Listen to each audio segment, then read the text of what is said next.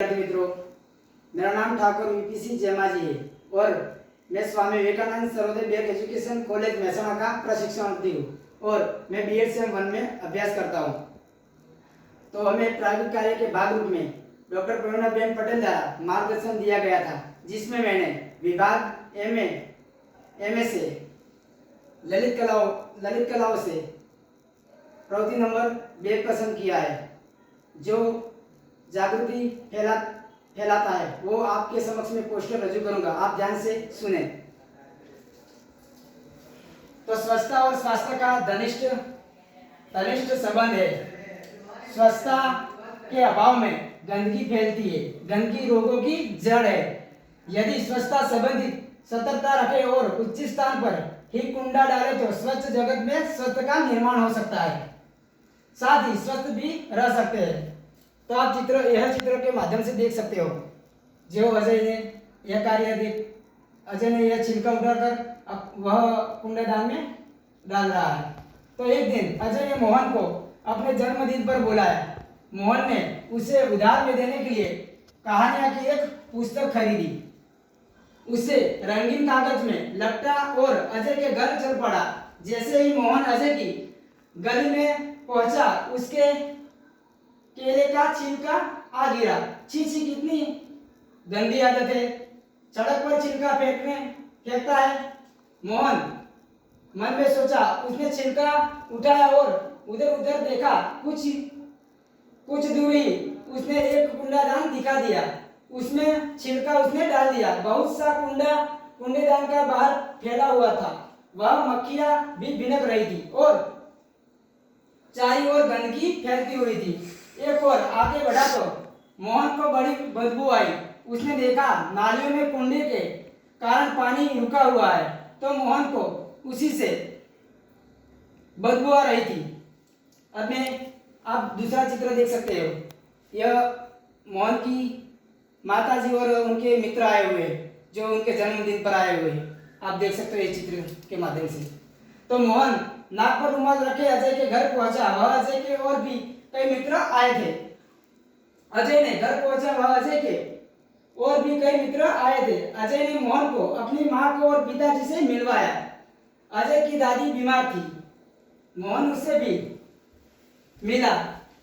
मेज पर खाने की चर्चा की और चलो मेज पर रखी थी, जिन पर बार बार मक्खियां आ रही थी। मोहन से अजय ने कहा, अजय, तुम्हारे मोहल्ले में इतनी गंदगी क्यों है? तो क्या इसे नगरपालिका साफ नहीं करती? तो अजय की माताजी ने कहा, बेटा, नगरपालिका ने इसे साफ नहीं करती। जगह जगह कूड़ेदान रखा है, तो कुछ लोगों उनमें से कूड़ेदान में नहीं डालते, वे सड़क पर ही फेंक देते हैं, इसलिए सफाई नहीं रहती। दूसरे दिन पाठशाला में मोहन ने अपने अध्यापक को यह बात बताई और अध्यापक से कहा, तुम ठीक कहते हो मोहन, गंदगी बहुत से लोगों की जड़ है। नगरपालिका का काम नगरपालिका को करना चाहिए। तो नगरपालिका का काम नगरपालिका को करना चाहिए, तो पर इसी भी नगरपालिका की सहायता करनी चाहिए। चलो एक दिन हम सब अजय के मोहल्ले में चले और स्वयं सफाई का काम करें। तो इस चित्र में देख सकते हो, ये रविवार के दिन पर यह अजय के घर पर, अजय के मोहल्ले में यह सभी विद्यार्थी मित्र सफाई करने के लिए जाते हैं। आप देख सकते हैं चित्र के माध्यम से। तो रविवार के दिन सभी अजय के मोहल्ले में गए। सबको हाथ में एक एक टोकरी और झाड़ू, सड़क पर झाड़ू समझकर उन्होंने कुंडा इकट्ठा किया। नालियों की सफाई की और पानी का रास्ता बनाया। उनमें मक्खी मच्छर मारने वाली दवा डाली। कूड़ेदान पर ढक्कन रखा। मोहल्ले में रहने वाले सभी लोग बाहर निकले और उन्हें सभी बच्चों को देख रहे हैं। आप इस चित्र के माध्यम से देख सकते हैं कि यह सब मित्र सफाई कर रहे हैं और